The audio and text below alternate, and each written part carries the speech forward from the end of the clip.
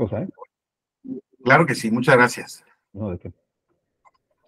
Gracias. Buenos días, compañeras, compañeros, a este módulo del Diplomado en Justicia Electoral Digital. Yo soy Noé Corzo Corral, soy profesor investigador de la Escuela Judicial Electoral. He tenido la oportunidad de ser funcionario del tribunal desde el año de 1993. Vamos a cumplir 30 años en este tema y pues ahora he tenido la oportunidad de estar en diversas, pero fundamentalmente en el área jurisdiccional. He sido secretario de Estudio y Cuentas, secretario instructor, he sido coordinador de asesores del magistrado presidente, magistrado regional en la Sala Regional Guadalajara, de 2005 a 2013, coordinador de la ponencia del magistrado González Oropesa, 2013 a 2016, y a partir de 2016 emprendí el ejercicio privado de la profesión. Me tocó hacer consultoría y litigio, desde luego, de manera privada. Y a partir de este año estoy aquí en la escuela. Para los que no me conocieran, yo soy Noé Corzo, insisto, mucho gusto. Estoy a sus órdenes y muy contento de estar con ustedes y de platicar. Primero que nada de estos temas, ¿no? Ya entiendo que esta es la segunda sesión que van a tener en este diplomado. Ya vieron un par de clases introductorias y creo que es todavía muy importante que sigamos viendo en esta perspectiva, porque bueno, desde luego el diplomado es en justicia electoral digital, ¿no? ¿Y qué es la justicia electoral digital? Bueno, pues es desde luego esa justicia que se imparte a través y por medio y con la ayuda de las famosas tecnologías de la información y la comunicación, ¿no? Estos nuevos canales digitales en este mundo ciberconectado, ¿verdad? A través de la aparición del Internet, en donde pues se ha generado la necesidad de establecer pues prácticamente miles de actividades, no tan solo la comunicación social, sino también el modelo de gobernanza, los modelos de gobierno, los modelos de transparencia, de rendición de cuentas y también los sistemas de administración de justicia. Entonces, desde luego que es muy importante concentrar y entender que ustedes están aquí por la intención de conocer cómo está el tema de la justicia electoral digital, pues naturalmente a través de lo que será el juicio en línea, ¿verdad? La promoción en línea, que ya existen en niveles del Poder Judicial de la Federación, pues también poquitos meses antes de que el tribunal lo implementara. Como ustedes saben, todo este contexto además lo acelera o lo pone en su sitio, en su justo sitio, la pandemia. Y bueno, pues desde luego que a eso se centrará más o menos todas las sesiones. Sin embargo, es necesario, además de entender el contexto en el que esto se da, pues es importante entender todos estos principios que subyacen a la materia electoral, ¿verdad? Porque estamos hablando de justicia electoral. Y la justicia electoral digital, como les avanzaba yo, pues es una manera de administrarla, de acceder, de tratar de proteger los derechos político-electorales propios, de tratar de proteger la legalidad y constitucionalidad de los procesos electorales, perdón, y eventualmente yo estoy prácticamente seguro que si no será la vía preeminente por la cual se accede a una vía paralela tan importante como la vía presencial. Hoy en día, el conocimiento de los expedientes físicos junto con los electrónicos, pues desde luego todavía tiene una preeminencia, por lo menos en el Tribunal Electoral, en los expedientes físicos, ¿no? La presentación física, las notificaciones por cualquier forma, pero vamos entendiéndolas como de manera física, en estrados personales, etcétera, etcétera, cuenta de correo electrónico. Pero les vuelvo a decir, naturalmente este entorno, esta posibilidad que nos dan las TICs famosas, pues harán que eventualmente, insista, esta sea la manera de desahogar los juicios en la materia electoral. Como les vuelvo a insistir, ya pasa en un porcentaje muy importante en el Poder Judicial Federal. Yo prácticamente, como una anécdota, les cuento que ahora que estuve en la práctica privada y justamente con motivo de la pandemia, ustedes saben que se cerraron los juzgados y únicamente hubo pues prácticamente la promoción de algunos juicios para cuestiones que tenían que ver con cosas esenciales. Y les debo decir que la plataforma que instauró el Poder Judicial de la Federación es una plataforma muy amigable, es una plataforma muy eficaz, es una plataforma que permite presentar un juicio en Mérida, Yucatán, compañeros, y estar informados sin la necesidad física, económica y material de trasladarse al medio, ¿no?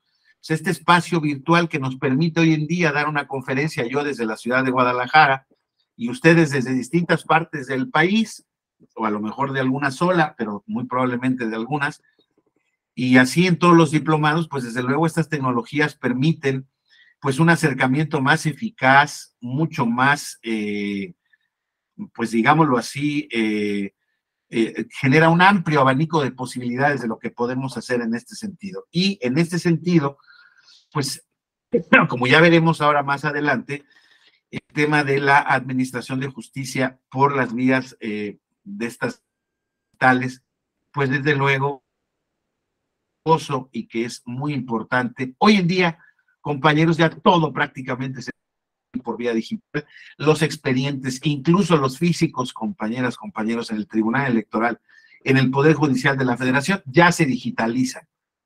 Entonces, todo este espacio, insisto, virtual, donde el Internet permite trabajar documentos conjuntamente, donde podemos ver, podemos hacer trámites, trámites de gobierno normales, trámites con transacciones normales. Este espacio virtual que pues se ha vuelto en muchos sentidos el espacio real de nuestra vida diaria. O sea, para muchas personas hoy en día, la computadora y el escritorio es el espacio donde se comunican, trabajan, compran, adquieren, y lo único que no se puede hacer todavía en esos sentidos es transportarse virtualmente, aunque de una manera sí se puede hacer, y no se puede uno alimentar y limpiarse por ahí de estas vías. Pero prácticamente, aparte de eso, todo se puede hacer. Y el crecimiento, ya lo han tenido estas redes sociales, estos aparatos tecnológicos, plataformas, digámoslo así, tanto físicas, de hardware como de software, de programas que permiten, insisto, la interacción entre personas y personas, personas y empresas, personas y el gobierno, o personas y los sistemas de administración de justicia, pues insisto, se inscriben, no son, digamos, no deberíamos de verlo como nada, como simple y sencillamente como una consecuencia de esta revolución tecnológica que nos tiene en estos días. Hoy vamos a platicar particularmente de uno de los puntos que aquí entre nos, con respeto, a mí me interesan más y me parecen respecto del tema de estos temas de las nuevas herramientas de comunicación, de estos fenómenos de interacción humana a través de estas plataformas y su relación específica con el Estado constitucional, con nuestra democracia y con nuestros derechos. De eso se trata en nuestras dos clases del día de hoy y del día de mañana. De alguna manera sigue siendo un tema pues introductorio, pero no por ello, insisto, menos relevante, menos importante, porque ya verán cómo de alguna manera son conscientes ya de los temas y problemas que puede generar este asunto, pero pues desde luego en la clase trataremos de sistematizarlos y de explicarlos de manera pues lo más clara posible para que veamos cómo está la situación actual en este sentido.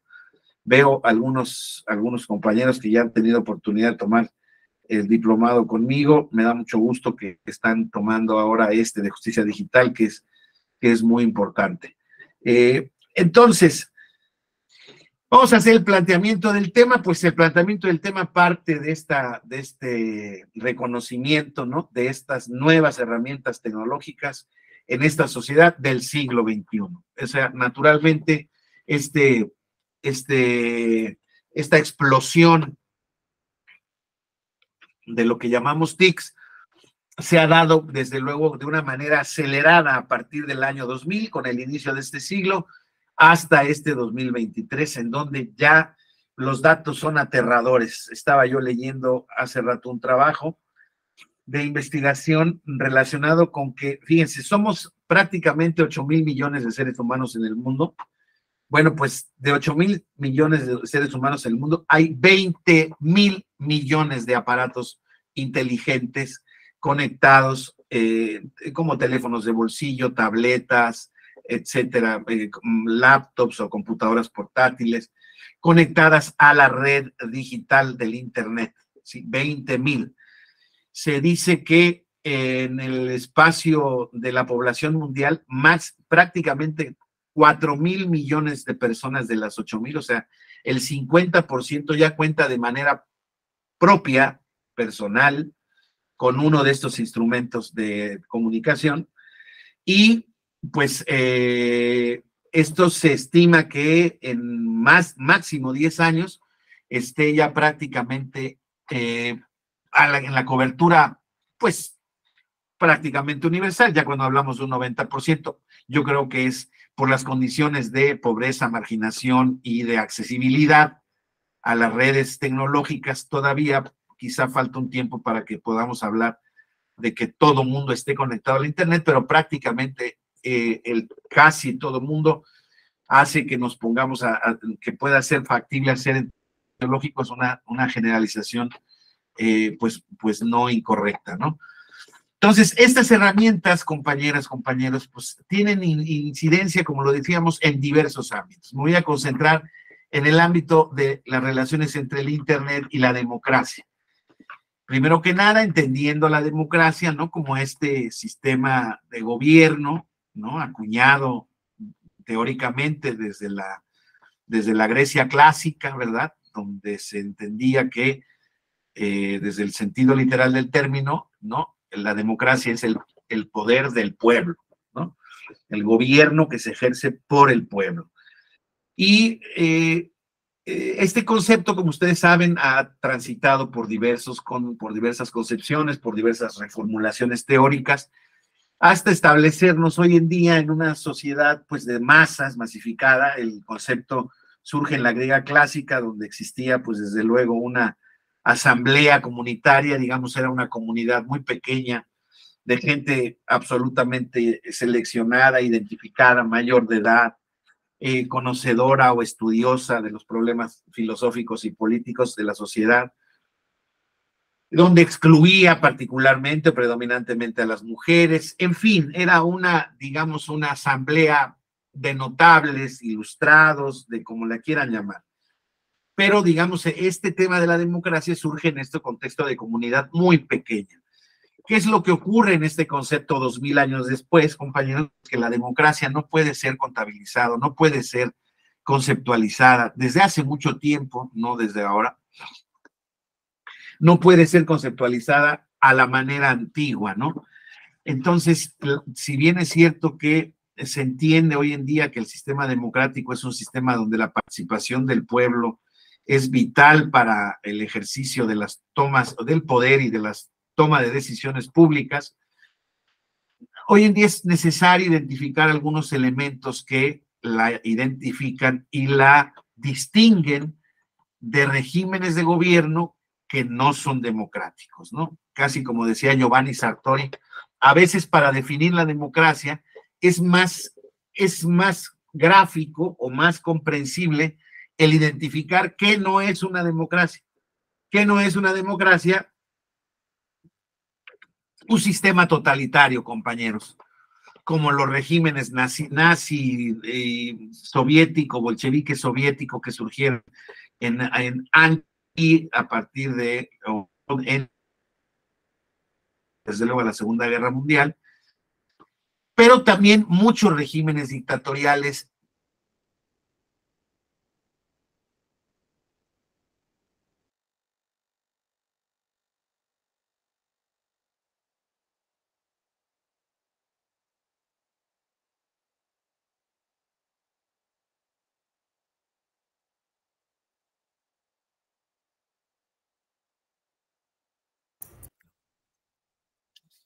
Parece ser que se congeló la imagen del doctor.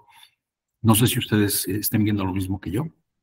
Sí, se Ya no hay congeló la audio. imagen del doctor. Sí, ¿verdad? Sí, A ver si me puedo comunicar con él un segundo. sí, gracias. Ahí está. Ya, Perdón, ya regresamos. Sí, ok, me ahí fue, estamos. sí me veo bien y se escucha. Ya Ahorita se sí, escucha ya. perfecto. ¿Sí, Alex? Sí, ¿Ahorita? muy bien. Ah, ya. Sí, por favor, sí, de plano hace rato sí la pantalla me sacó, una disculpa, ¿eh? Sí, gracias, Julio César. Si se pierde, por favor, bueno, si me saca la pantalla yo me doy cuenta de inmediato, pero si cuando estoy hablando alguien se da cuenta, me levanta la mano, me manda un mensaje, por favor, o su micrófono me hace saber que no se oye. Sí, les digo que por problemas de lluvias, ahí ha habido un problema con el internet Okay. casero. Pero bueno, dependo de ustedes para darme cuenta. Gracias, porque sí me puedo trasladar hacia otra parte para poder agarrar mejor señal en otro servicio. Bueno, entonces, bueno, espero no haberme quedado demasiado desatendido. No sé si alguien me podría decir dónde me quedé exactamente, dónde terminaron de oír.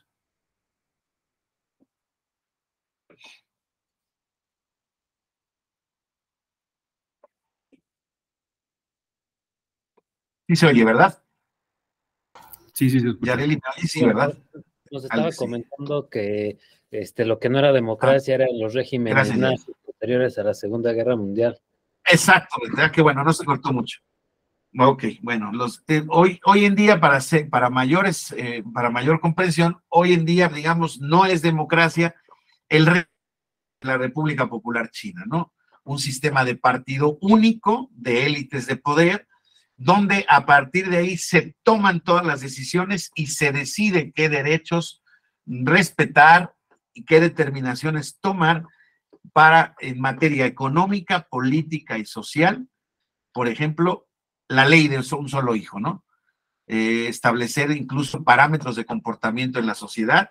No es democrático un sistema como el de la República Popular de Corea del Norte, ustedes saben, este régimen también que familiar, dinástico, que lleva ya 4 generaciones y que auténticamente cancela las libertades de todos los sentidos. No hay pluralidad de partidos políticos, no hay la posibilidad de establecer regímenes económicos distintos al del Estado, tal como ocurría, insisto, en la Rusia socialista, la Rusia soviética, en la Unión Soviética, perdón.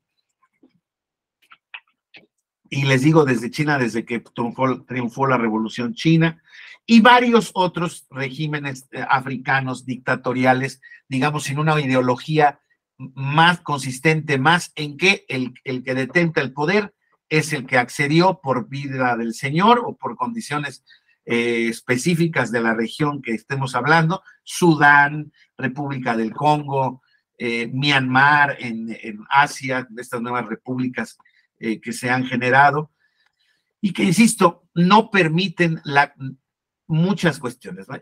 Este tipo de sistemas no es democracia. ¿Cuáles son las características que determinan la democracia? Pues un respeto, por ejemplo, a las libertades individuales, a los derechos fundamentales de las personas.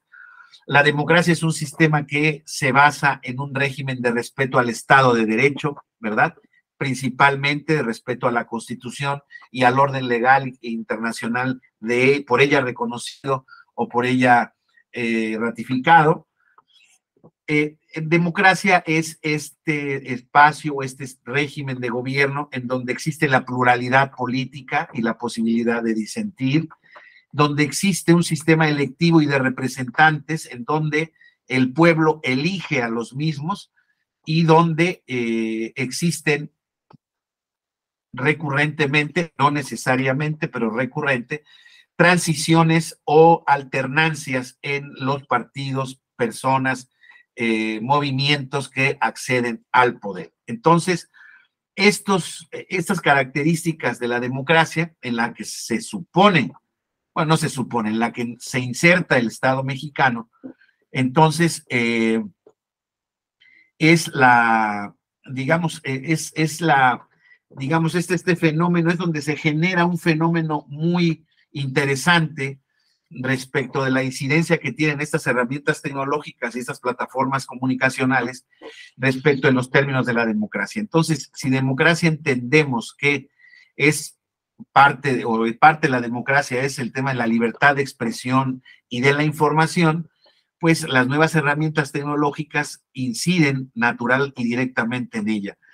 Antes, el mundo democrático, el ciudadano de una democracia, pues tenía la posibilidad de obtener información a través de los grandes medios masivos de información y de comunicación. Léase televisión, radio, periódicos, ¿verdad? Prensa escrita, periódicos o publicaciones diarias o periódicas, en donde ahí se encontraba y se trenzaba o se trababa el debate público con estas nuevas tecnologías de la información. Y entonces, ¿qué papel tenía de alguna manera ese ciudadano en la democracia de hace un poco menos de 30 años? Pues podía, desde luego, estar informado, podría opinar en algún grupo de familiar, social, laboral, de manera, pues, más o menos informada y de manera más o menos extensiva, ¿verdad?, sobre los problemas que aquejaban al país, etcétera, etcétera. De hecho, en esos regímenes previos, particularmente en el régimen mexicano, que como ustedes saben fue un régimen de partido hegemónico hasta, pues prácticamente hasta el año 2000, ¿verdad?, donde se dio la primera alternancia democrática, ya insertos en un proceso franco de transición a la democracia. Una de los grandes peligros para el Estado, para el control del Estado, era precisamente el control de los medios informativos escritos y de la prensa de radio y televisión. Ustedes saben estos antecedentes donde hoy en día sigue pasando, por supuesto, claro, y pasa con muchísimo mayor frecuencia, pero digamos que hay otras causas y otros elementos que permiten explicar hoy en día lo que está pasando con el asesinato y con la desaparición de periodistas. Pero en ese entonces era directamente el poder el que tenía la necesidad, la necesidad, sí, para mantener su estabilidad, de controlar lo que a través de la información se generaba, ¿no? Y eso era, de ahí nacen los famosos conceptos, ¿no?, de prensa con chayote. El gobierno le pagaba a la prensa para que dijera las cuestiones afines al régimen, para que escribiera bien del régimen. Los noticieros de televisión, pues naturalmente estaban perfectamente alineados con el discurso y con pues digamos, con el posicionamiento del gobierno. No había una crítica, no había una posición institucionalizada. Pues eso que pasaba en términos políticos y en términos tecnológicos, donde auténticamente, insisto, estábamos en incluso a veces hasta el cine podía ser un motivo. En la época de la Alemania nazi, el cine era una gran herramienta para para el adoctrinamiento, para la ideología del régimen, etcétera, etcétera. También en nuestro país, yo recuerdo todavía cuando iba al cine de chiquito que nos pasaban unos noticieros, mini noticieros de 5 o 10 minutos. Recuerdo entonces del famosísimo Demetrio Atúa, en donde pues se hacían loas al régimen, se explicaba algún tema de información general, pero uno podía, o hoy en día puede uno ver en retrospectiva, ver cómo existía esa posibilidad de controlar la información en ese sentido. Eso hay quien puede decir hoy en día, oiga, no sea usted ingenua, eso nunca ha desaparecido incluso en estas tecnologías. Para allá voy porque es cierto que sigue pasando, pero hoy en día ha habido una transformación importante. Entonces, en aquellas épocas, entonces, sin estas TICs famosas, sin esta apertura, sin esta globalización que ha generado estas nuevas herramientas y tecnologías, pues era relativamente sencillo establecer las condiciones de debate, la comunicación democrática y medir en ese sentido la calidad democrática de un país o no. Ustedes recuerden en ese sentido, por ejemplo, los países democráticos de tradición occidental, como son Estados Unidos de América, Alemania, Inglaterra, Francia, tenían medios de comunicación muy fuertes, independientes, hay quien duda todavía de ese concepto, pero bueno, por lo menos comparado respecto de lo que existía en México, había un régimen mucho más importante. Recordemos que en el caso del Watergate, por ejemplo, del Watergate, en la elección que pidió la reelección de Richard Nixon en el gobierno de los Estados Unidos, fue a partir de una investigación que se genera por un grupo de periodistas que pertenecían a uno de los periódicos fundamentales de Estados Unidos, y igual pasó con el caso de la guerra de Vietnam, igual pasó con varios elementos en donde mientras más calidad democrática existía, había medios de comunicación más independientes. De hecho, le llamaban el famosísimo cuarto poder, ¿no? El poder de la prensa era el cuarto poder, porque era un poder que podía influir en la opinión pública y posteriormente eso verse reflejado, en las preferencias electorales.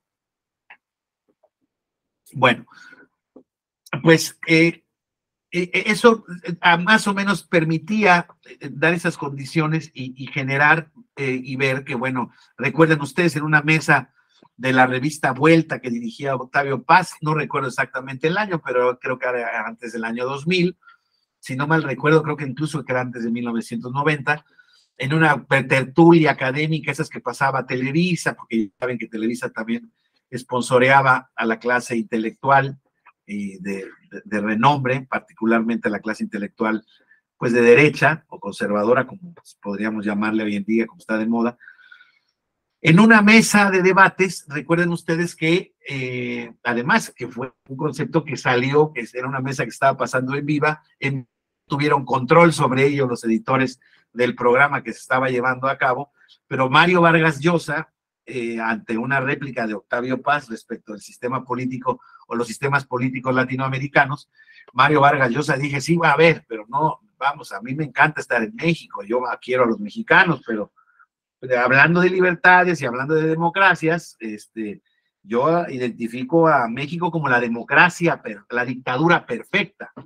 ¿Se acuerdan? Ese concepto viene de él donde dijo en ese entonces que, bueno, la dictadura perfecta, ¿por qué? Porque era la apariencia de democracia con el control y dirección de un partido único, con un gobierno y con un carácter corporativo muy importante, donde las libertades auténticamente no existían, donde la libertad de elegir no existía, y por eso era perfecta, ¿no? Porque de alguna manera el régimen contaba de estabilidad. Pero claro, eso que de alguna manera que generó un debate escandaloso en México, porque claro, el régimen se espantó y fue muy crítico de esas ideas de Vargas Llosa. A nadie nos gusta que nos digan nuestras verdades, y menos una persona inteligente. En ese entonces, cuando se genera este debate y esta idea, recuerdo que hubo una contracampaña, ¿no?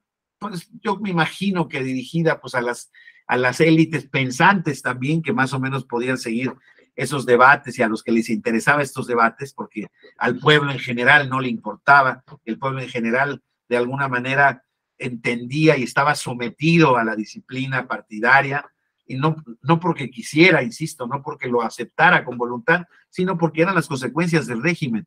Ustedes van a China de viaje, etcétera, etcétera, y no les dejan particularmente hablar con chinos, con gente normal de la calle. Hay gente que está vigilándolos, hay gente que está viendo qué tipo de comunicación traes en tu teléfono. Ustedes saben, los chinos, por ejemplo, han cancelado todas las plataformas de comunicación occidentales. Ellos tienen sus propias plataformas de redes sociales, de comercio. Amazon allá no existe, Facebook allá no existe, Instagram allá no existe, allá está TikTok, Alibaba y el WhatsApp, no me acuerdo cómo se llama, pero existe un control del gobierno incluso sobre todo ese tipo de cuestiones. Bueno, pues aquí en México existía una campaña diciendo, ¿por qué en México estamos en una democracia? ¿Por qué en México existe estabilidad? Y la recuerdo, era yo todavía joven, muy joven, pero la recuerdo como si fuera ayer, y bueno, el régimen vendía, ¿no?, que había estabilidad porque pues no había guerras sociales, no había revoluciones, no había levantamientos.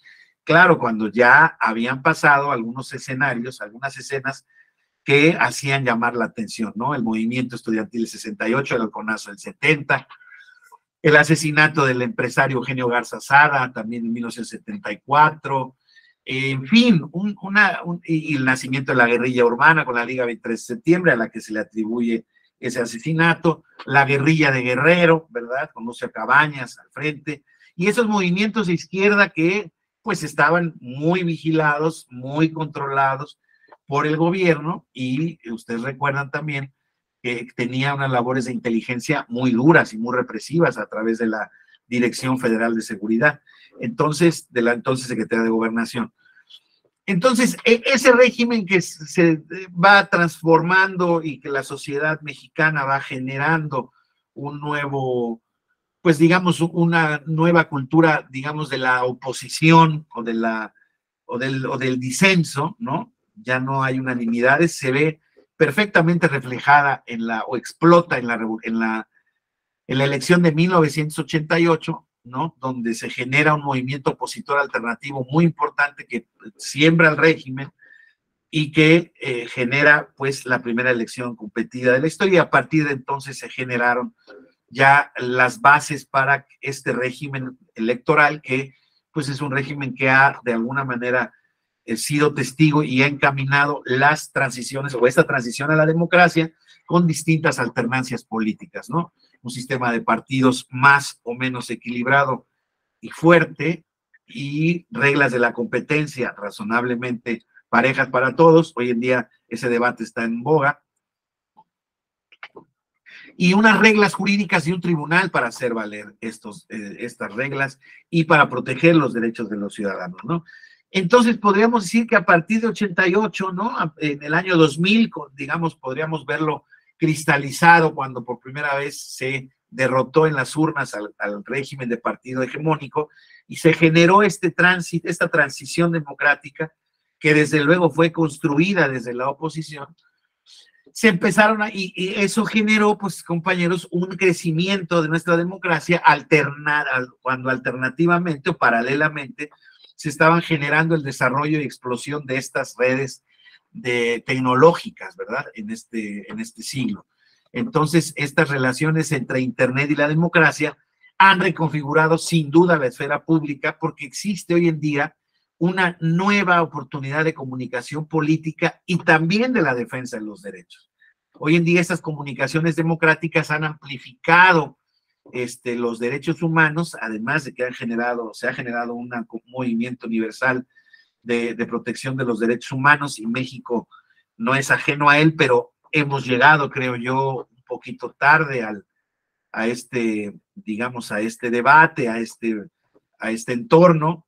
Creo que estamos imbuidos, no hay duda, la ciudadanía cada día es más consciente de la protección y de la protección y la necesidad de garantizar el ejercicio de sus derechos humanos, pero es cierto que se hizo a golpe de sentencia de la Corte Interamericana de Derechos Humanos, que coincidió naturalmente con un reclamo, pues, cada vez más fuerte desde la sociedad mexicana a través de distintas formas, los partidos de oposición, las organizaciones no gubernamentales, organizaciones de la sociedad civil, que pronto fueron señalando los diversos rezagos que en México existían, producto de un régimen autoritario de partido hegemónico que vivimos durante mucho tiempo.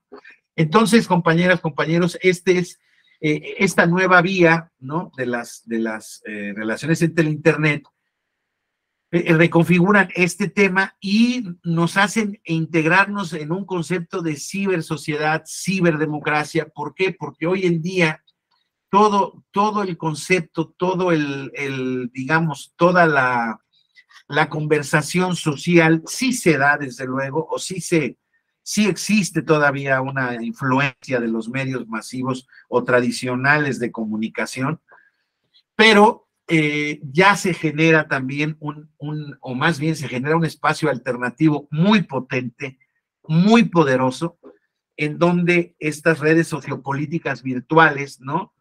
Generan una participación política inusitada, para bien y para mal. Ahora lo veremos, ¿no?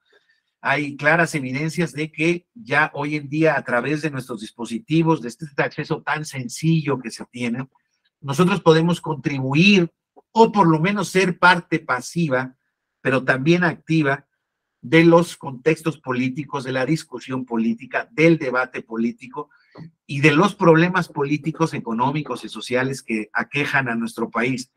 Y en ese sentido, bueno, pues la capacidad de diálogo, de conocimiento, de información, pues es en un principio, o en teoría, pues es mucho más poderosa, mucho más amplia, ¿no? A lo que antes, ahora mismo les decía, nos daban para escuchar o nos daban para oír, o nos siguen dando en los noticieros tradicionales, por eso ya nadie los ve, ¿no? Por eso tienen audiencias auténticamente muy pobres, ¿no? No tengo el dato exacto, pero entiendo que han bajado hasta en 15 veces el rating de lo que tenían los noticieros de las 10:30 de la noche, y en 20 veces los que tenían los noticieros de la mañana. La gente ya no ve noticieros para informarse, la gente ve sus noticias, los periódicos digitales, los portales de información, o particularmente sencillamente las redes sociales, el Facebook, el Instagram, y todas estas nuevas herramientas en donde se genera Twitter, en donde se generan y se dan espacios noticiosos, informaciones de manera inmediata. Ahora, ¿qué temas se pueden ver? Esta participación democrática que es tan poderosa tiene hoy en día ciertas aristas que hay que analizar para verificar un poco cuál es el estado de nuestra democracia participativa y electiva, ¿no? Por un lado, hay tantas posibilidades, hay tantas fuentes de información que eso contribuye a la fragmentación social, ya que el individuo es el productor y destinatario de su contenido y su forma de participación, ¿no? O sea, eso, insisto, no necesariamente es un carácter negativo, simple y sencillamente es un carácter que se da en ese sentido. En consecuencia, existe también, al no haber controles en esa libertad de participación y de configuración de los contenidos, existe un debilitamiento de la dimensión republicana del debate público, ¿sí? Lo cual reduce la convivencia civilizada entre contrarios y fomenta la polarización. Y véanlo, si no, hoy en día, ¿no? Hoy en día tenemos debates polarizados prácticamente en cualquier materia. Cualquier materia que sea objeto de comentario, de análisis público, cualquier comentario noticioso, cualquier noticia es comentada, censurada, ampliada, amplificada por el individuo a través de las redes sociales. Y eso genera naturalmente pues la posibilidad de, insisto, de participar de forma activa en un determinado tema. Recuerden que estamos hablando de cosas públicas y hay varios adagios que me parecen brutalmente ciertos porque tienen que ver con el ejercicio y despliegue de nuestras emociones, ¿no? Dicen que en algunos países, entre otros México, creo que México no es un buen ejemplo, pero particularmente en Argentina, no se puede hablar de tres cosas: de religión, de política y de fútbol, porque las tres cosas introducen o traen inmersas pasiones o elementos emocionales de los seres humanos que generan pues reacciones naturalmente egoístas, encendidas. Es un tema impresionante. ¿Por qué? Porque en estos temas no tan solo estamos analizando, o más bien analizamos muy poco la política o la teoría política.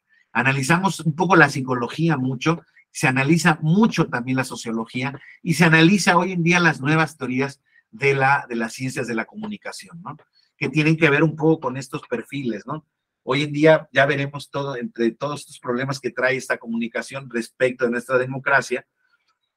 Hoy en día uno de los grandes problemas de este tema es que todas estas redes y plataformas de comunicación están gobernadas por el famosísimo algoritmo, que para mí, pues que soy un tipo ya de mediana edad tirándole a alta edad, allá a la gerontocracia, pero bueno, todavía estoy en este ánimo de poder comprenderlo. Digamos, todavía no soy mi mamá que tiene 73 años y que ya le entra el celular y todo eso, pero en general prefiere todavía hacer ciertas cosas de manera manual. Yo ya le estoy entrando a cada vez más involucrarme en estos temas porque me hacen la vida más fácil, entre otras cosas. Pero bueno, a lo que iba yo es a que esta posibilidad de las redes sociales y de estos instrumentos generan, insisto, la posibilidad de que a través de estas redes se den pues la participación auténtica del debate en ese sentido, y de que tendamos a excluir aquellas informaciones sin querer. Hablaba yo del algoritmo, sin querer yo empiezo a descartar lo que empiezo a ver, o empiezo a buscar lo que quiero saber, y entonces los algoritmos de la información me empiezan a seleccionar y resulta que todos me ponen el contenido, o tratan, o creo que lo hacen con mucha eficiencia. Eso yo no lo sé a ciencia cierta y no dudo que haya estudios muy certeros en ese sentido, pero es claro que el algoritmo mucho sabe de mis preferencias. Lo hablo en lo que yo puedo verificar, porque en efecto me salen todas aquellas informaciones de las que yo estoy buscando, me salen aquellos productos que quiero comprar, me salen aquellos destinos a los que quiero comprar un boleto, y me salen las informaciones de aquellas personas o aquellas noticias a las que yo le doy mayor importancia y veo con mayor tema. Particularmente, por ejemplo, pues hoy en día está el debate sobre la reforma o la consulta popular al Poder Judicial. Hoy en día, hoy actual, hoy todos los días, en la mañanera el presidente avienta algún comentario y es replicado por diversos actores políticos, y eso es lo que se genera en la opinión pública, y que a quien no le interesa el debate, el algoritmo poco le va a mostrar de ello, pero a todos los que nos interesa el debate es prácticamente lo único que me va a mostrar, y particularmente aquellas personas que el algoritmo detecta están diciendo lo que yo considero que es correcto respecto de ese debate. Entonces, compañeros, yo desde mi ego, desde mi consciente, pero también desde mi inconsciente, como el ser humano estamos acostumbrados a que lo que nosotros sabemos, lo que a nosotros nos enseñaron, es lo que está bien, o por lo menos es lo que es normal. Entonces tendemos a descartar todo aquello que no es normal, todo aquello que no nos enseñaron, todos aquellos principios o valores con los cuales yo no coincido. Ahora lo traslado al tema de las elecciones y de la política. Este debate, que es un debate público, digamos, hoy en día no necesariamente esta noticia sobre la reforma al Poder Judicial por sí misma es una noticia electoral. No lo es, aunque tenga que ver con una idea de reforma o de reconstitución de figuras públicas. La gente no lo liga directamente con una elección. La gente lo liga particularmente con simpatía o no simpatía, con verdad, con falsedad. ¿Sí me explico? Entonces, insisto, estas opciones, estas segmentizaciones de la información que hace este algoritmo, estos algoritmos, insisto, hacen que mi yo, digámoslo así, puro y duro, mi yo, que tiene ciertas preferencias, que tiene ciertos valores, que tiene cierto perfil y que tiene ciertos conocimientos, pues yo elija y prefiera estas noticias, y entonces le dé, si es que yo no lo hago, pero la gente le da al me like o al retweet o a lo que sea, aprobando el tema, porque ahora ese es parte del tema. Yo no es que no trate o no trato, es que yo, como soy nuevo en esos temas, no entiendo la lógica. Mi mujer, que sí, 6 años menor que yo, ella a todo le pica like y le da y retweet, y con eso, ¿qué? Pues es así se hace. Ok, así se hace. Está bien que a ella o a esta forma de participar en el debate público hace que el algoritmo no me marque o no me mande las cosas con las que, insisto, yo no estoy de acuerdo, o con los argumentos, o como lo que quiera. Claro, aparecen en la discusión porque te aparecen las ligas o las discusiones en las que están, pero te aparece del lado, particularmente del lado del que estás tú. Entonces, eso fomenta una polarización natural. Hoy en día, ¿cuál es el gran problema de nuestra sociedad, compañeros? De nuestra sociedad política, de nuestro ente político, la polarización, ¿sí? Y esa polarización, desde luego, permítanme esta afirmación, así lo creo yo, no es responsabilidad particular de nadie. Hay quien dice, es que el que polariza es el que está en el poder. No, el que polariza es el que critica al poder. Es que el que polariza es el que se pone como rabioso y critica. Y el que polariza son los bots o los trolls o los seguidores, estos que existen hoy en día y que también distorsionan un poco la intensidad del debate público, ¿no? La intensidad o la verdad del debate público. Y entonces eso genera, insisto, naturalmente, distorsiones democráticas, de la realidad democrática del país. Les vuelvo a decir, les pongo el ejemplo de esto que les decía yo, sobre el tema de la coyuntura política de la reforma al Poder Judicial. No voy a discutir la idea. Voy a decir, ese tema es un punto y tema de discusión. Ok, a favor y en contra. Muchos a favor, muchos en contra. No sé quién es más, no sé quién es menos. Pero la observación, la distensión o el enfrentamiento entre las dos posiciones se hace desde la polarización. Ellos son de otro planeta, ellos son malos, ellos son tontos, ellos son ignorantes, y los otros, estos son vendidos, estos quieren privilegios, estos quieren tal, ¿sí me explico? Así se sensibiliza el debate. Entonces el debate inteligente, el debate racional se pierde y es el debate de las emociones. Y es una clase de derecho, no de psicología, pero en psicología, en la prepa, te enseñan que las emociones, si no las sabes controlar, pues pueden dominar tu carácter y tu vida.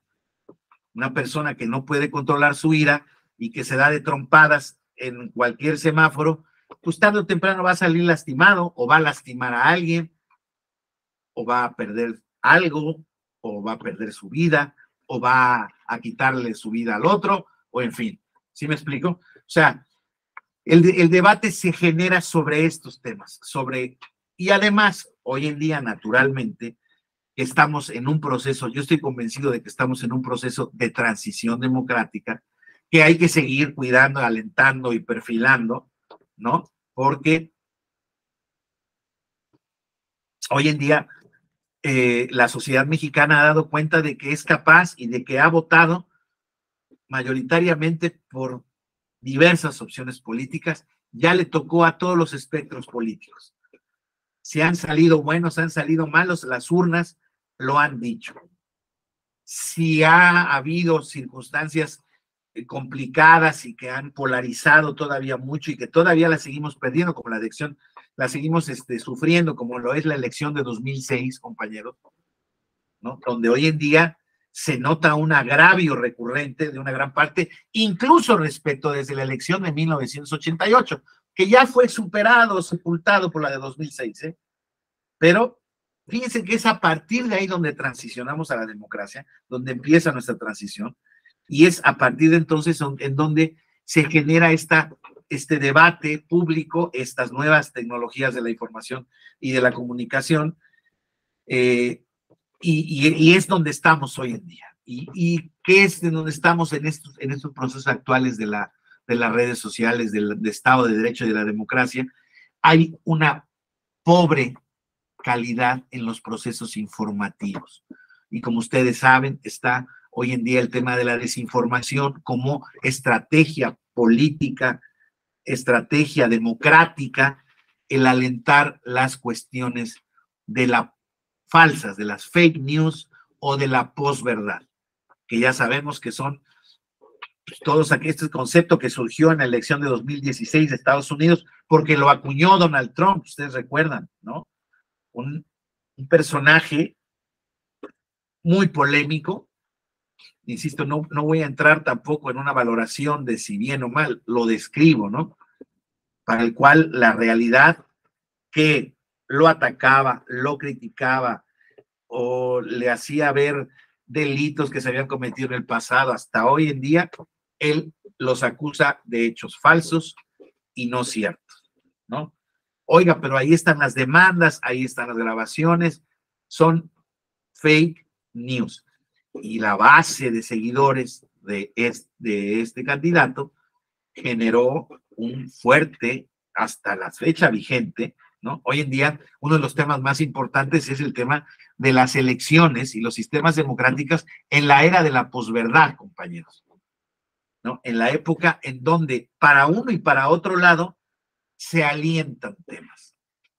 Voy a poner el caso también de nuestro país o de otros países.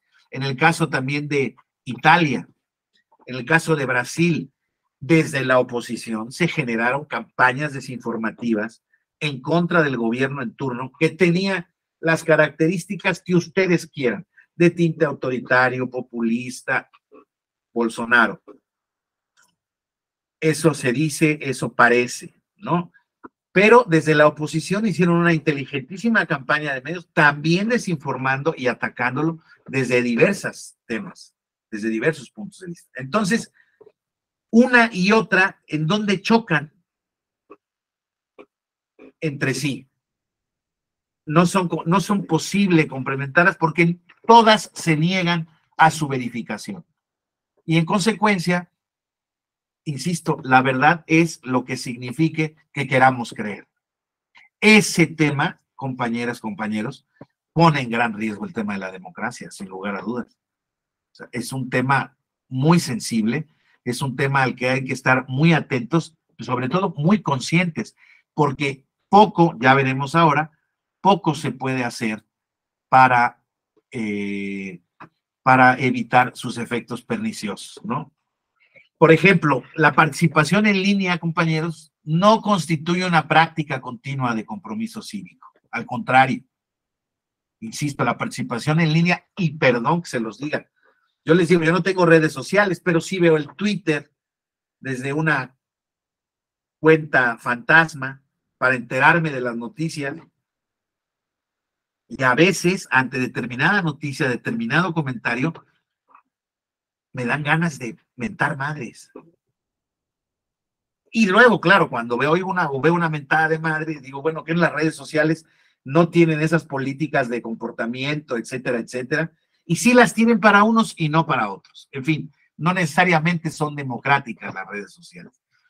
La participación social amplia, individualizada y sin controles de veracidad articula procesos de advenimiento de sistemas populistas contrarios a los sistemas democráticos inevitablemente, compañeros. Inevitablemente, compañeros. Porque les vuelvo a decir, el proceso de razonamiento, el proceso de verificación, ¿no?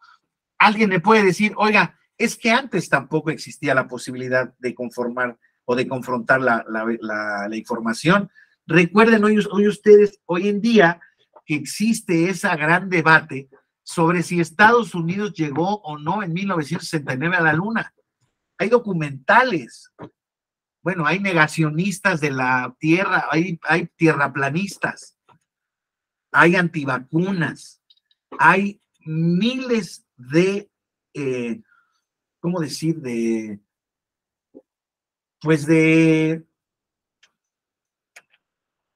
puntos a destacar en esta porque es auténticamente es posible ver todo. Hoy en día abre una red social o abre el Google o abre el YouTube y te aparece diciendo una persona, cuando todo mundo sabía que el huevo daba colesterol y que no había que comer huevo, hoy en día se aparecen 200 amigos de la salud diciendo que comas 200 huevos en la semana, que esos son benéficos para la salud, pero que por ninguna razón puedes tomar un endulcorante, por ejemplo, ¿no?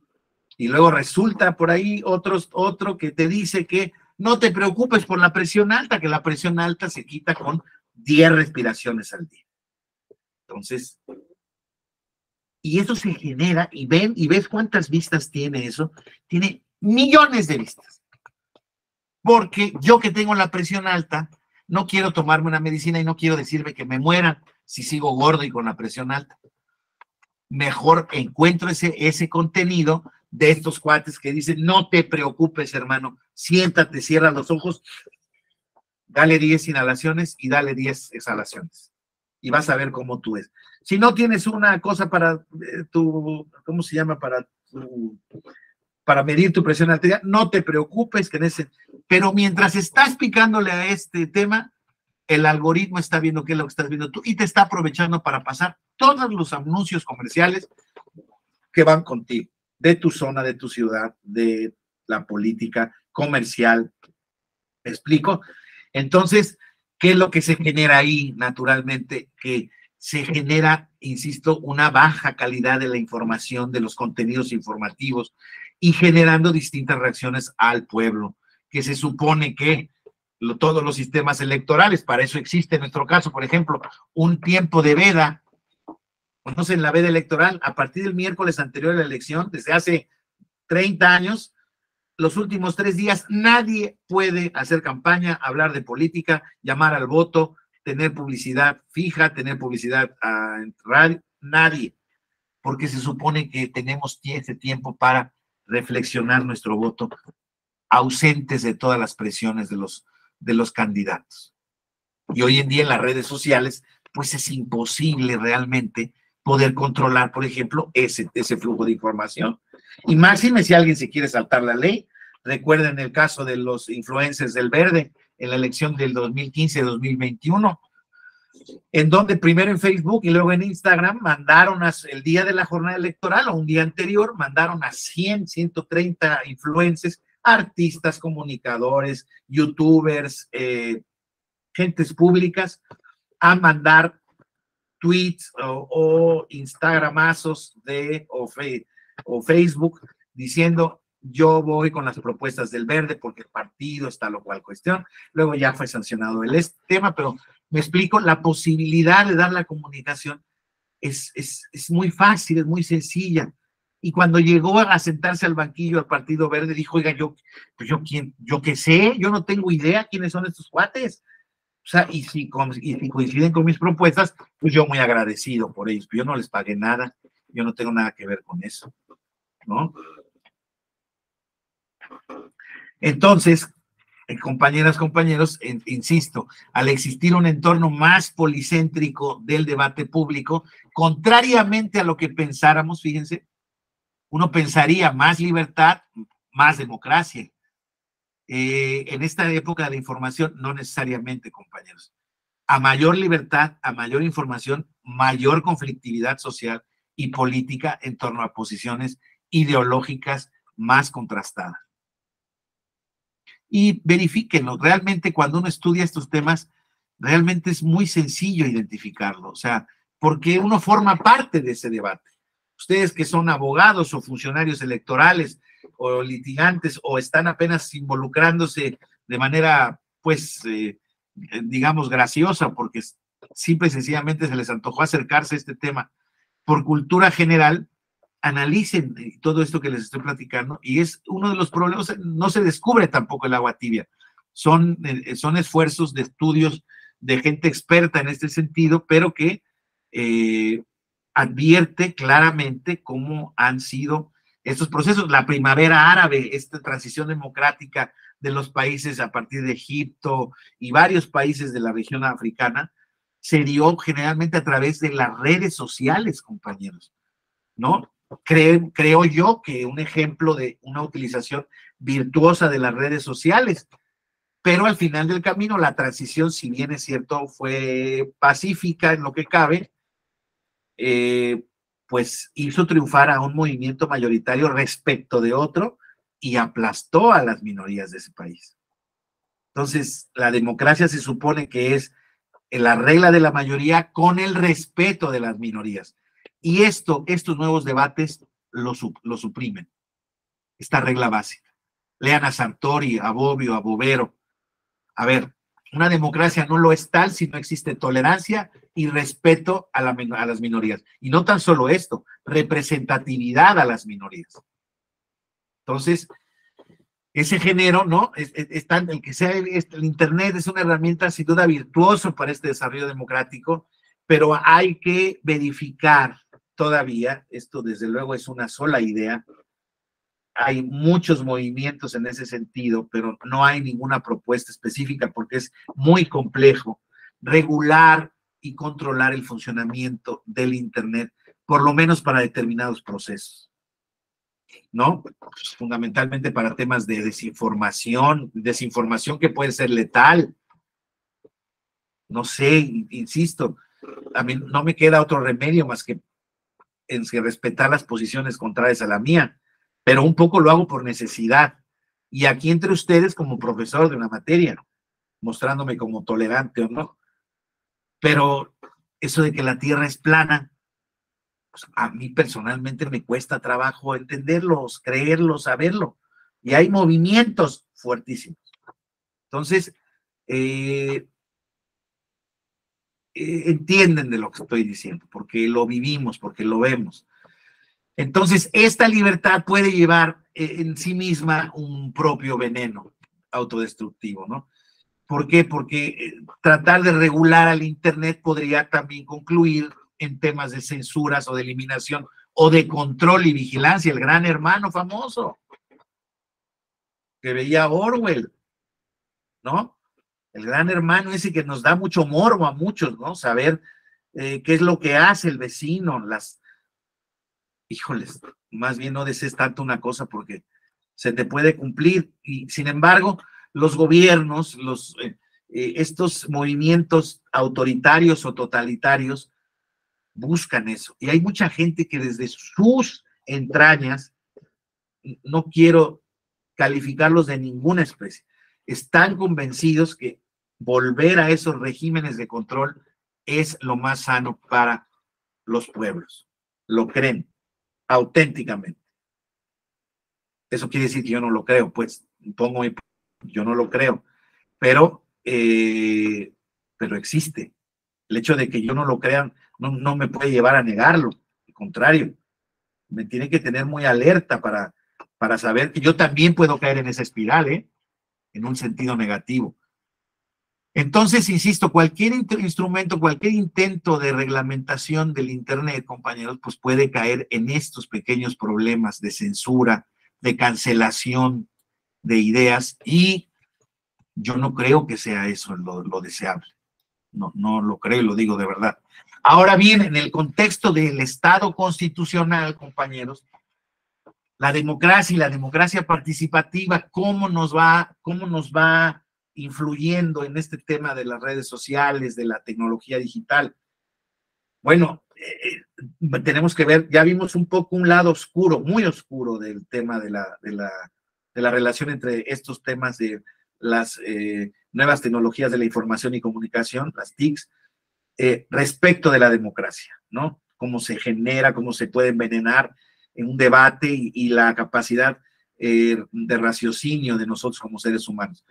Y eso cómo influye o cómo lo vemos desde el Estado constitucional y está relacionado a su vez con la democracia y a su vez con la democracia participativa. Claro que tiene tintes positivos, tiene muchos tintes positivos.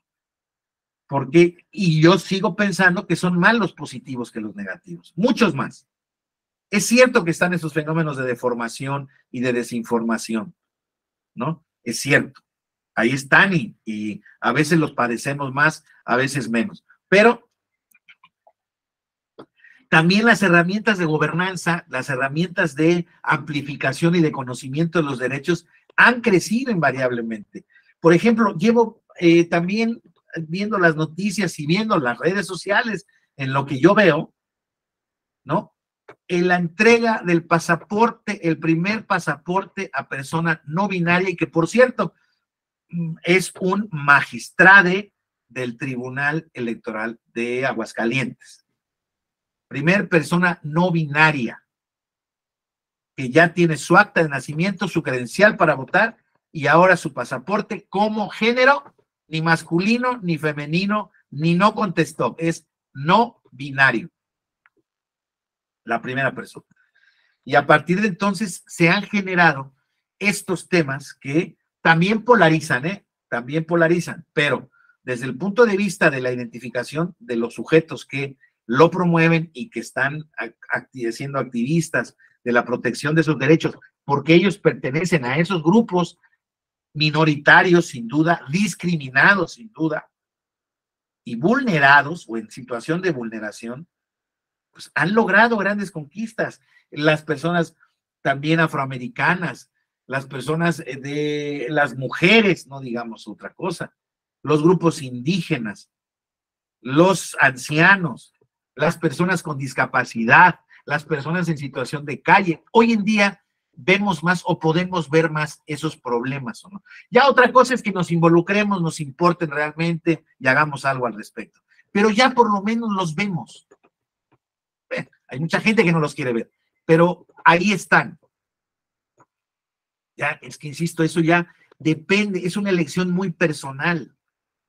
Hay gente a la que les importa únicamente las redes sociales para enterarse lo que hizo su vecina, a dónde viajó la famosa, a dónde, qué se vistió el famoso tal, cuáles son. Es su libertad, es su decisión. A ella no le importa, a esa persona no le importa nada de lo que estamos platicando ahora. Así está bien. ¿No? El tema es que ahí están disponibles. Hoy en día está disponible esto. Antes no es cierto que estaba tan disponible todo. Antes había que ir a una universidad, antes, que es lo que hoy en día, eso sí lo digo yo con mucha, pues con mucha alerta, ¿no? Mi hijo ya no quiere estudiar la carrera, ya no, porque Elon Musk y porque Mark Zuckerberg y porque todos esos grandes gurús de la tecnología, y Steve Jobs, en paz descanse, pues ellos no fueron a la escuela para ser exitosos. Enseguida le saco yo el ejemplo de si los grandes boxeadores no tuvieron que ir al gimnasio para, y entonces a él no le importa el box, ¿no? Entonces eso no le importa. Él quiere tener dinero y no ir a la escuela ni esforzarse para hacer. Híjoles, pues sí, pues es que todo el día están alentándose en esto, pasando el dedo para arriba y viendo miles de mentiras y miles de apariencias, ¿no? Así ha pasado. Entonces, eso es, digamos, en la vida social, en la vida personal, pero en este Estado constitucional, el Estado constitucional ha generado este nuevo concepto de protección de derechos humanos y ahí están disponibles. Y les vuelvo a decir, por muy extraño que a mí me parezca, de verdad, de corazón lo digo, aplaudo que esta persona está, por cierto, ahora que fuimos a hacer el examen de aspirantes para los consejeros del INE, yo fui, y él estaba ahí también y dio entrevistas y él generando un poco, haciendo la notoriedad respecto de su condición de persona no binaria. Qué bueno, qué bueno. Las mujeres hoy en día tienen acceso paritario prácticamente a todos los temas de acceso al gobierno. Hoy en día, compañeras, compañeros, la próxima pregunta es si no va a haber en este proceso alguna determinación que diga que la presidencia de la República la tiene que ocupar una mujer. Es lo único que falta. Siendo consistentes con lo que hemos estado oyendo y viendo y las determinaciones se han tomado, el INE, entre otras, pues en los cargos unipersonales tiene que haber alternancia de género. Pues ya le toca una presidencia a la mujer. Para mí, si ese es el argumento, no hay duda. Y entonces, ¿qué hacemos? ¿Eso es la democracia? Pues sí, la democracia es respeto de derechos. Oiga, pero a ver, ¿qué derecho es el que vamos a proteger más? ¿El de las señoras, las mujeres para acceder a la presidencia de la República o la preferencia de los votantes? Pues es que no sé si estén todavía en pugna. No lo sé, pero habría que verlo. La potencia hoy en día es que cualquiera, un hombre o una mujer puede ser candidato a presidente de la República. Pues sí, pero hay doctrina del tribunal y constitucional y de derechos humanos, de que la alternancia de género es la mejor manera también en los cargos públicos, es la mejor manera de potenciar y hacer plenos los derechos de acceso a los cargos públicos de las mujeres. No puede quedar un cargo ausente de la posibilidad de... Entonces yo digo que compitan en igualdad de condiciones con un hombre. Pues sí, pero es que históricamente mandarlas a competir con un hombre es ponerlas en desventaja. Ahí están, estoy planteando, estoy delineando, enunciando temas de debate que se dan en el contexto de las redes sociales, ¿no? Y entonces, por un lado, insisto, nos informa, por otro lado, nos hace conscientes de esos derechos. A mí no me sorprendería una determinación en ese sentido, ¿eh? No sé, yo creo que a unos les gustaría más que a otros. Pero como todo en la viña de este señor, lo que no nos damos cuenta es que eso de que algo nos gusta más que a otros, o a otros les gustan otras cosas que a otros, al menos yo lo he vivido desde pequeño y he aprendido a vivir con eso.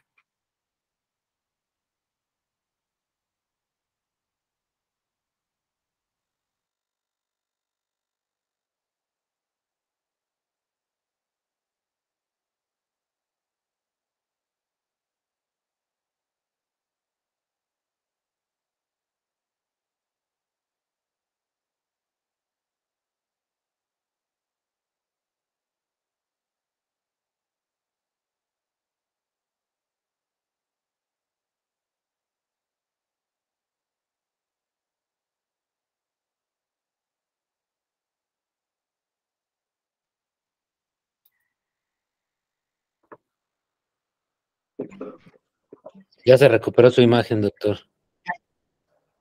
Ya me recuperé, ¿verdad? Sí, ya se ve. A ver, ya agarré otra red. Espero que ya no me saque. Esta parece que trae buena calidad. Sí me oyen bien, ¿verdad?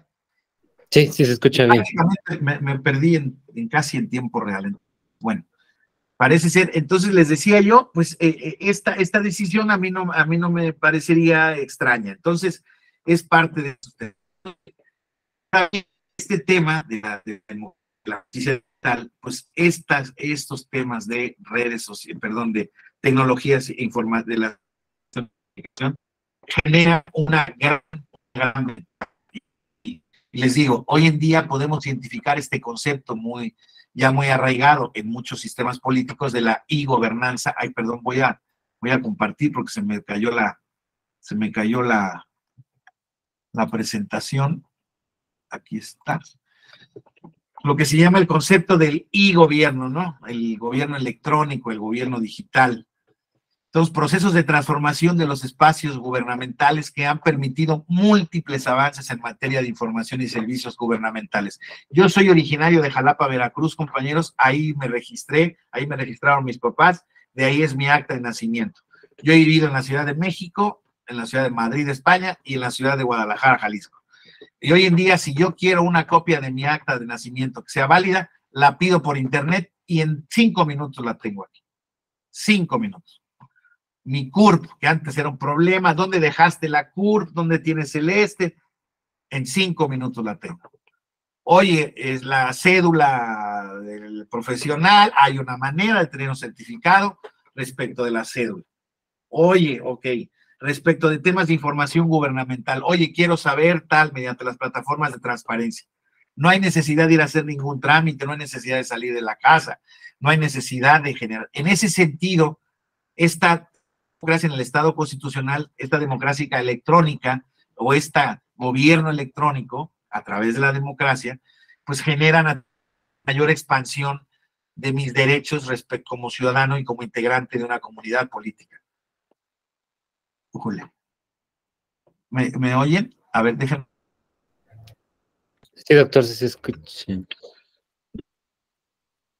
A ver si así, ¿me escuchan? Sí se escucha, doctor. Sí, ok. Voy a dejar tantito apagada la cámara porque parece que hay un problema. Entonces, les decía yo, pues hay una mayor integración, ¿no? Servicios gubernamentales, y ahí se inscribe naturalmente, antes de entrar a las campañas políticas, ahí se inscribe este tema de la justicia digital, ¿no? La justicia digital, no tan solo en México, sino en el mundo, pues es un reclamo indispensable. Yo les quiero decir algo respecto, por ejemplo, de la justicia local ordinaria, que me tocó pues vivirlo, experimentarlo y padecerlo. Por ejemplo, en el ámbito de la justicia local, aquí en el estado de Jalisco, pues la ausencia de las herramientas tecnológicas de digitalización de expedientes, digamos, el mantenimiento de los sistemas de administración de justicia a la vieja manera de los expedientes físicos, de los escritos, de las comparecencias presenciales, etcétera, etcétera, hacen que un juicio se te pueda dilatar quienes están en este.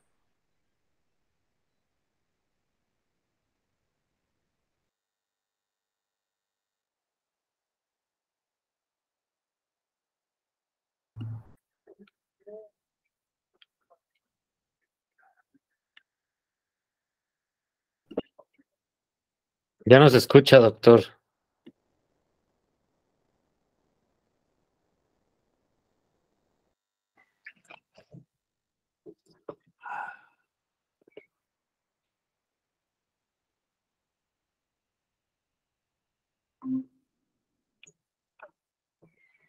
Una disculpa, una disculpa, esperemos ahora que se está yendo intermitentemente esta comunicación, pero bueno, ahí vamos y vamos avanzando. Entonces, sí me oyen ahorita, ¿verdad? Yael, tú que estás ahí. Sí, ya se escucha bien. Sí, perdón, gracias. Entonces, les vuelvo a decir, los juicios se pueden retrasar, esos sistemas de administración de justicia que de por sí son lentos, con esta nueva acumulación de juicios que se ha generado por el rezago de la pandemia, etcétera, etcétera, hace verdaderamente que el acceso, el cumplimiento del 17 constitucional a tutela judicial efectiva sea prácticamente una quimera hoy en día. ¿Por qué? Porque en el ámbito penal, civil, administrativo, mercantil, los juicios, el que tengas juicio, para empezar, por ejemplo, en el ámbito penal, no es un cliente, pero es un conocido que tengo que está sufriendo ahora algún problema, bueno, tiene un problema penal desde hace 6 años, compañeros, está en prisión preventiva oficiosa. Lo digo de verdad con mucha pena. ¿Y saben para cuándo? La última audiencia le volvió a reponer el juicio para dentro de 7 meses. Un juicio en el que muy probablemente a lo mejor no alcance ni los 7 años de condena que ya va a cumplir, ¿no? Juicio penal, que se supone que deben de ser rápidos, expeditos. Bueno, pues en materia electoral, yo les puedo decir, en materia del Poder Judicial Federal, he tenido magnífico, bueno, en el electoral no tuve la necesidad ni la oportunidad de promoverlo en línea, pero conozco los números y conozco las experiencias de litigantes y de partidos políticos y de candidatos que han utilizado el sistema digital del tribunal y al igual que el del Poder Judicial de la Federación, son muy eficientes, muy veloces, muy rápidos. Entonces, si en un amparo tú estás pidiendo una suspensión, es prácticamente en el término de ley te la están concediendo, ¿no? Y te la están notificando vía electrónica en el portal correspondiente. La puedes bajar, imprimir, está digitalizada, en fin. Hay un montón de cosas y eso pues es una magnífica noticia. Aquí el problema es que, como todo lo que se implementa en un primer momento, tenemos varios problemas de implementación y de acceso universal del Internet, ¿no? Ya ven, ahorita, pues yo que normalmente no tengo problemas para la comunicación, ahorita me está fallando el Internet, pero en problemas en términos generales, el conocimiento de la herramienta, etcétera, etcétera, etcétera, tiene que ser sociabilizado. ¿Por qué? Porque incluso muchos abogados que son litigantes rabiosos de hace mucho tiempo, que no son jóvenes necesariamente, prefieren ir y conseguir la cita personal, entregar el expediente personal, los se sienten más seguros en ese sentido. ¿Por qué? Porque falta un poco esa implementación. Pero no tengan duda de que para allá va, ¿eh? Y bueno, les vuelvo a decir, hay estados en donde no existe ya no digamos la plataforma, ni siquiera la posibilidad de digitalizar los expedientes. Los expedientes están físicos. ¿Y luego qué creen que les pasa a los expedientes? Bueno, ya todos, muchos lo han de haber sufrido. Se les pueden perder los expedientes, ¿verdad? Y si se pierden los expedientes, adiós juicio, adiós tema. Entonces, estas herramientas digitales respecto de la justicia digital son vitales porque va a haber una huella electrónica de los documentos que yo subí, va a haber una huella o una posibilidad de certificar la autenticidad de los mismos, o sea, de generar con mejores herramientas, fíjense, aunque no sea inmediato ni presencial, con mejores herramientas, ya este tipo de documentos, les vuelvo a decir, para si ustedes van con el INE, con su acta viejita que tenían del registro civil de 1974, como en mi caso, yo nací en 69, pero yo tenía un acta emitida en 1974 para entrar al kinder, todavía, ya voy con esa acta, que para mí es la acta de nacimiento, le dicen, no, maestro, eso ya no sirve, ¿no? O sea, hoy en día me tienes que traer las que traen el sello digital, el código QR y tal o cual cosa, que por cierto, la mía está mal digitalizada. Está mal digitalizada. Trae mal el nombre de mi mamá y entonces ya tuve que hacer una rectificación de acta, en fin. Pero bueno, esos son problemas específicos que se dan en la implementación y que es normal. Pero vuelvo al asunto, en términos de identificar estas herramientas respecto del Estado Democrático de Derecho, pues es, creo yo, una cosa totalmente virtuosa, totalmente virtuosa. Faltan muchos temas para que sea ideal o sea aceptable o razonablemente aceptable, falta mucho, pero en ese camino vamos y hacia allá vamos caminando. Entonces, yo estoy convencido de que, insisto, este tema es fundamental para nuestro desarrollo de los derechos y de la justicia electoral digital. Ahora bien, respecto del tema de las campañas políticas y respecto a los procesos electorales, esos problemas que había yo anticipado respecto del tema de las redes sociales, de las plataformas de información, genera un gran problema para nuestro tema democrático y para nuestro tema electoral, que es que ya las campañas políticas en esta era digital 2.0 nos generan ya muchos problemas de posible violación a reglas que están establecidas en la normatividad para poder hacer. A ver, voy a prender tantito la cámara porque me siento raro sin poner. Pero bueno, si ven que se pone mala la calidad del audio del video, me dicen de inmediato, por favor. Entonces, ya les decía yo, los algoritmos eligen este tipo de conversaciones y es desde el punto de vista de la información y de la libertad de expresión. Ahí está un campo. Ahora vamos al tema ya de una campaña política, de una actividad perfectamente orientada a influir en las preferencias electorales de los ciudadanos. Es otra cosa totalmente distinta, porque entonces ahí se puede no pagar y gente inteligente y muy versada en la materia puede armar quizá campañas políticas en ese sentido, pero lo más sensato todavía, si no pagarle a una empresa, pagarle a un experto. Esos expertos en manejo de redes y tal o cual cuestión de que saben cómo manejarse, pero eso ya cuesta dinero. Hay que rastrearlo porque, como ustedes saben, uno de los principios de nuestras elecciones es que existen financiamientos, existen presupuestos y existen topes de gastos. ¿Todo eso con qué afán? Con mantener el piso parejo hoy en día. Acepto cualquier crítica que me digan, oiga, es que el piso parejo realmente no existe o es muy discutible. De acuerdo, absolutamente de acuerdo. Estas reglas, desde que salieron, fueron las primeras críticas que se tenían, ¿no? Todo esto fue construido siempre proceso tras proceso electoral a partir de 1988, muy destacadamente, pero más destacadamente a partir del 2000. Por ejemplo, ese tema de los actos anticipados de campaña. Actos anticipados de campaña. No veamos hoy en día lo que se quiere hacer o si están bien o están mal. ¿Por qué surgieron o por quién surgieron?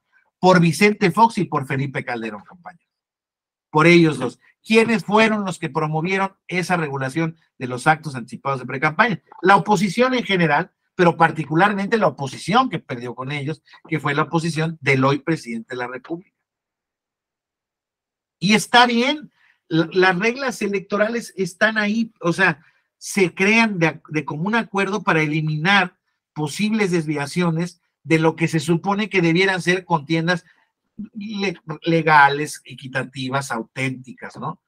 Gran parte de lo que se acusaba siempre, claro, pues es que está el tema de la despotización de la política, ¿no? Hasta antes de 2007.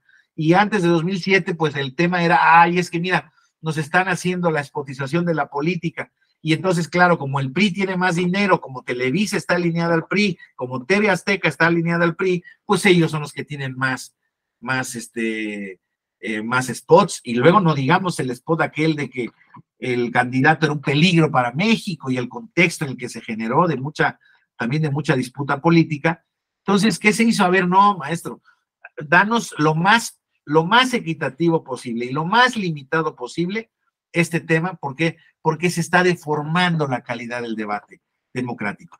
¡Pum! Ahí viene la reforma constitucional que también administra los tiempos del Estado en temas del INE. O sea, el INE es el único. Y prohibido comprar propaganda en radio y televisión para evitar estos fenómenos de despotización de la política. Son reglas que están ahí. Y los gobernantes no pueden hacer propaganda, compañeros. No pueden hacer propaganda personalizada ni hacer uso de recursos públicos. No se vale. ¿Por qué? Porque el PRI lo hizo y luego el PAN en el poder lo hizo también. Vamos a reformar el 134 porque parece ser que es un vicio de quien ejerce el poder.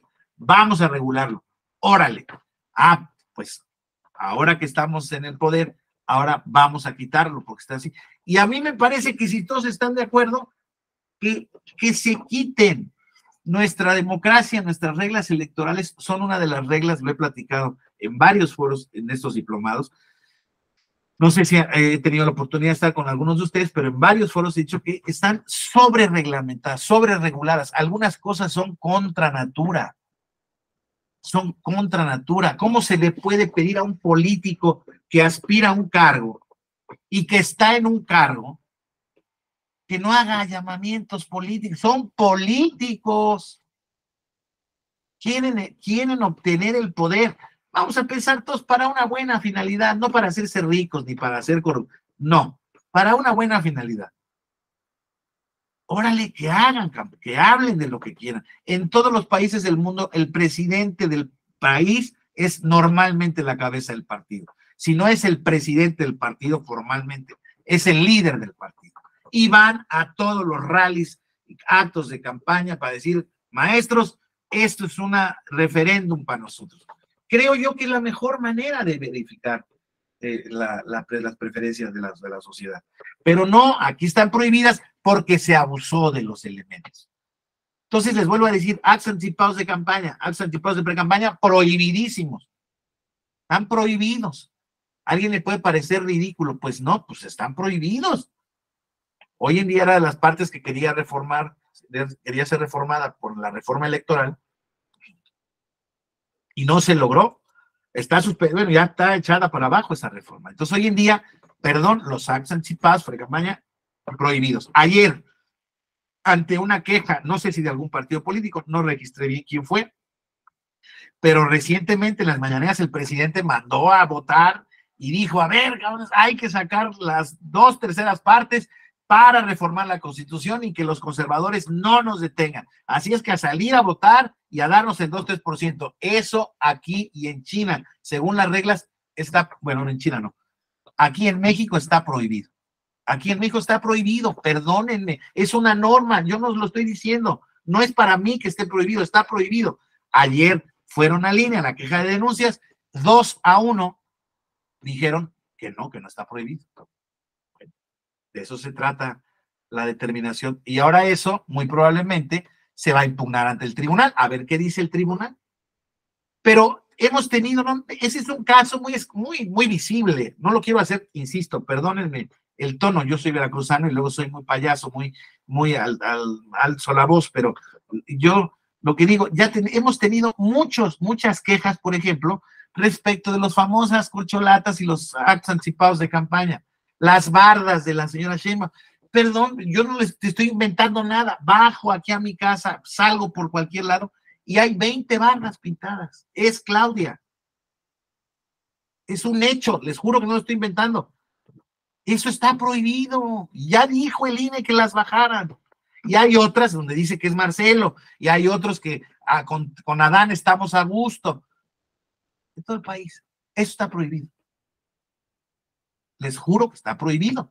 Otra cosa es que se lleve a cabo y que se tolere. Pero entonces, insisto, estamos generando una democracia hipócrita, auténticamente, o seguimos ejerciendo, para quien no sea muy escéptico de los conceptos que estamos viviendo, seguimos ejerciendo una democracia que se salta las reglas. Entonces, insisto, en esta era digital es muy posible identificar y ver y realizar. Ahora, de la misma manera también es posible que caigamos en estos trucos, bulos, como le llaman los españoles, de campañas de información destinadas a desinformarnos y a posicionar a una persona en este sentido. Entonces, hay que tener mucho cuidado en ese sentido. Miren, en época de redes sociales, la inmediatez y los caprichos de la sociedad del Internet han restado en campañas políticas a la importancia al trabajo de base. Ya las gentes se van a 4 actos en su campaña o un acto al día en un mercado, tomándose la foto, y eso se sube a redes sociales y se ahorran tiempo, dinero y esfuerzo. Y a lo mejor uno que otro mentada de madre, un huevazo o un despecho, una indiferencia por parte de los ciudadanos, ¿no? Pierden la inmediatez del candidato con sus bases de votantes, simpatizantes. Esa celebración que todo el mundo tiene de que hoy en día, claro, tenemos una libertad online prácticamente absoluta y bueno, pónganse a contestar correos electrónicos que tienen malware, ¿no? Y que le suplante la identidad sin querer, que Dios lo quiera. Dicen que es un auténtico infierno. Bueno, pues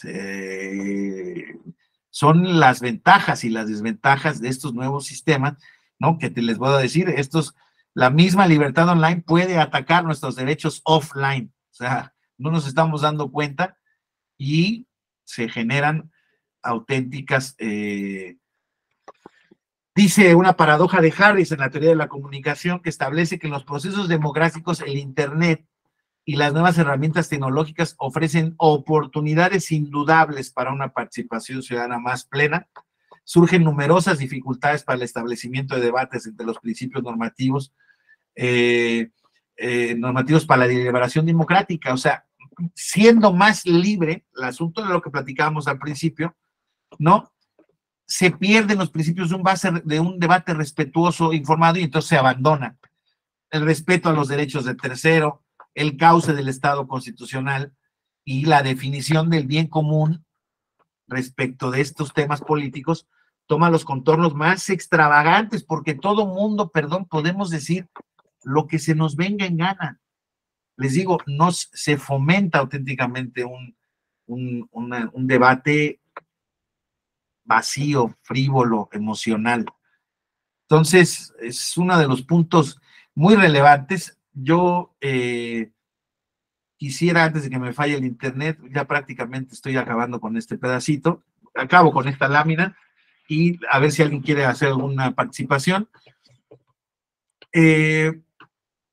La democracia se basa en la representación popular, ¿no? Y decíamos hace rato que además de que los candidatos han perdido esa condición de generar un acercamiento de base con la base de sus votantes, ¿no? También, a pesar de que estamos más llenos de todo o imbuidos o conocidos de este derecho a la información y la rendición de cuentas, una vez electos los representantes se pueden desvincular más de los representados y no existe la posibilidad de control. Al contrario, existe la posibilidad de que nos engañen diciendo que van a hacer un informe de actividades como ejercicio de rendición de cuentas.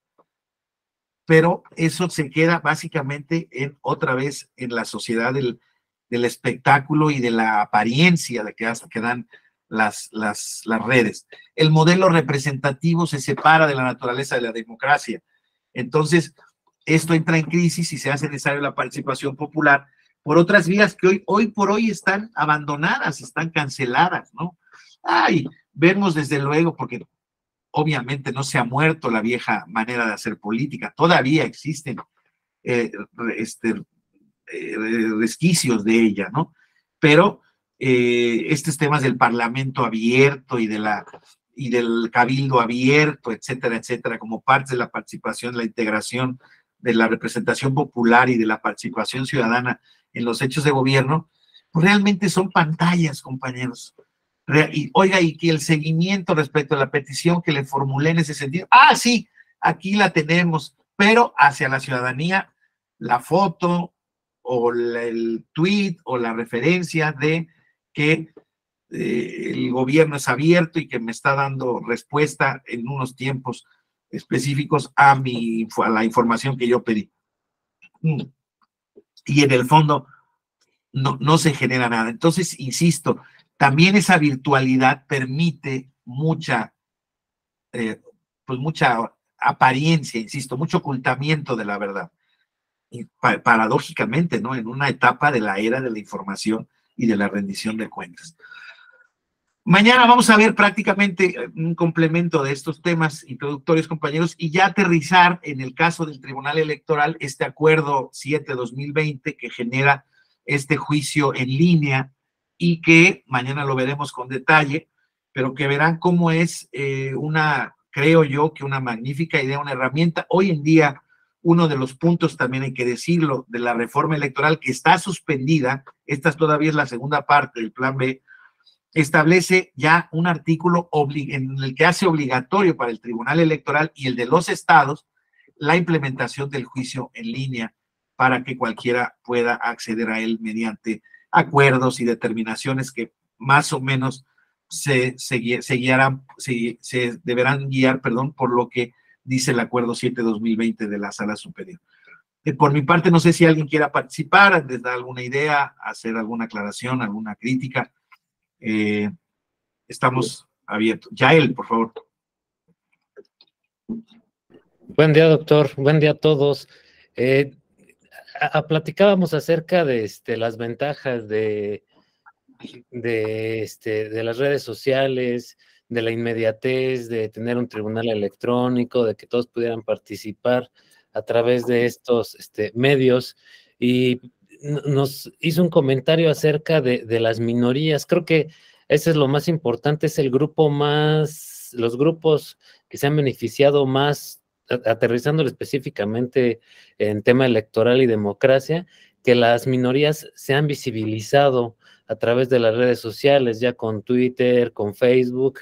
Yo justo estaba viendo la semana pasada de una persona que es afromexicana y estaba haciendo como mucho ruido en redes sociales, no sé si con miras políticas o no, pero ya se me hizo muy, muy importante que estuviera visibilizándose, que estuviera llamando a la unidad de todos los afromexicanos.